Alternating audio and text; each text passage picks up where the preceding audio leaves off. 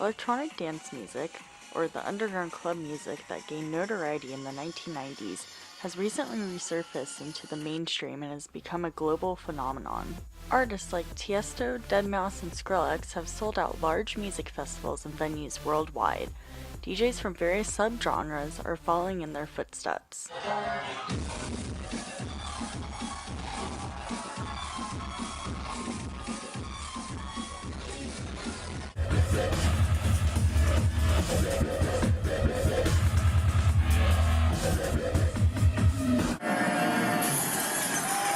You blocked me on Facebook, and now you're going to die.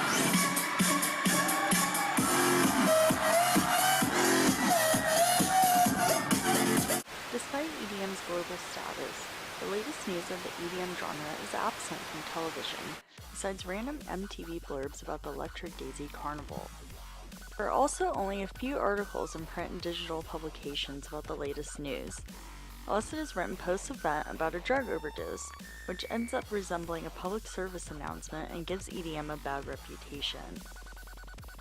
So how did EDM build a global following without the mass media's help? With the help of the fans and DJs themselves, dedicated fans have started successful blogs about EDM music and events, while DJs constantly update social media sites with news and new music, which is also networked through their fans. Some of these blogs in Southern California have become very popular through their efforts, such as Heist & Co., a blog and clothing company that attends most of the EDM events in Southern California. I caught up with Justin Schroff, a Heist & Co. correspondent, to talk about the blog. Alright, so tell me a little bit about Heist & Co. It's a streetwear clothing company, and it's also a, event review website where we do reviews on current events that we have been to, like some of the big ones. EDC will be there. So did you start off the blog as like you kind of wanted to promote the event, or did you have like an interest in EDM? Well, we've always liked the music, but we also did it as a clothing company. And I mean, it was just streetwear, and it kind of went with the culture now and how it's falling into, everybody goes to the clubs, they're hearing EDM. Everybody goes to anywhere, even in modern hip hop and everything else, you're hearing EDM. Hundreds of thousands of people attended the Electric Daisy Carnival in 2011, and more are expected in 2012. But back in the 1990s, the internet was not as widely available to use as a social platform for fans to share news and music.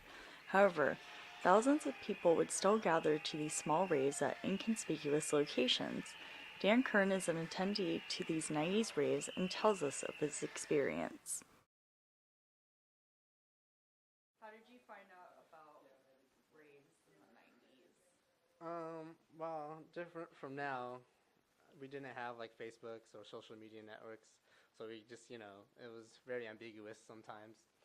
Most of the time, it's just you go to your local record shop, like there's DJ culture in Orange County and stuff like that. You pick up a flyer, but a lot of times it didn't even have directions. Like you'd have to call a number to go to a location to get the directions to the rave. They were very ambiguous because a lot of them were illegal. So it's a lot different from how now it is than how it was before.